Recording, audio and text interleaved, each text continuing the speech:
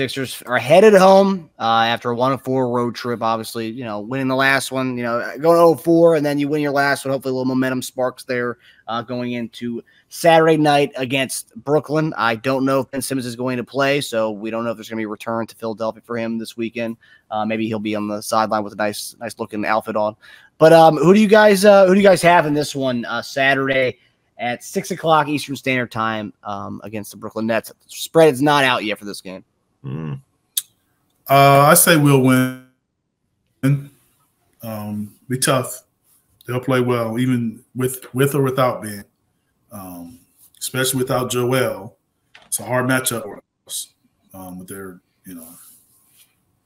it makes taking Joel out helps them a great deal. Yeah.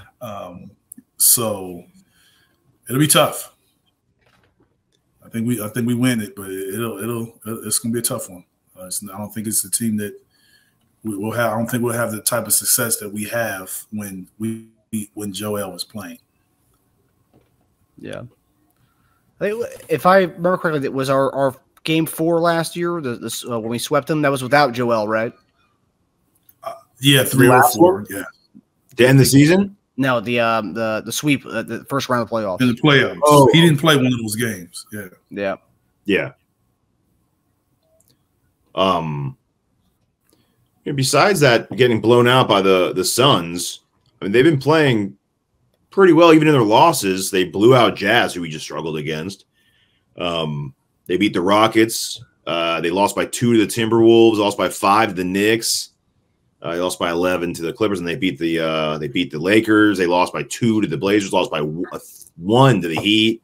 So they're even in the games they're losing for the most part against decent teams, good teams. They're hanging around. It's going to be a tough game. I'm really curious to see what the spread's going to be. But we're going to have to pull out victories like this without Joel if we're going to hang around and not be in a play-in game. So I'm going to say we win in our return to home. I think it's going to be a really tough game, and if we are favored, might take them in covering that because I think it'll be a really close game down to the wire. Yeah, that first game back, I mean, they really call it the last game of the road trip. So, yeah, I've actually noticed that, Eric. I noticed some teams have like letdowns when they first get back home. Why is that?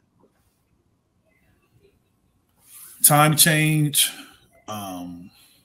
It's a lot of different things. You come back home, you tend to be more relaxed. You relax a little bit more. Your sense of urgency isn't as high.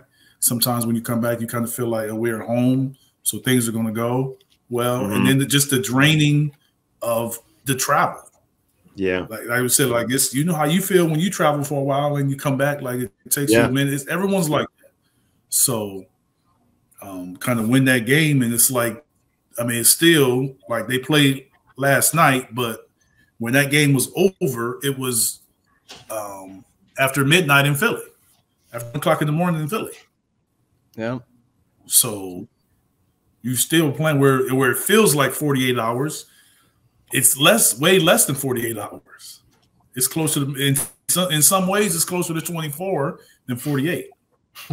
Then you got to fly all the way back for a team that's probably just taking the train ride to Philly. Yeah. It's different schedules. Now, if everybody's on the same schedule and you in the playoffs where you playing them and both teams are traveling and doing the same schedule, that's different. But here, everybody isn't playing the same schedule. So it is different. Yeah, I get that sigh of relief when you're home too, but you're like, we have to come out and claw and dig for this, especially even without Joel. It's like that extra, like everyone's got to be extra on top of it, right? So, yeah, I see that. And like, a lot of people are sluggish when they get back off a trip that first day of work. They're kind of dragging through it. Oh, yeah. Can't drag through a basketball game. Yeah.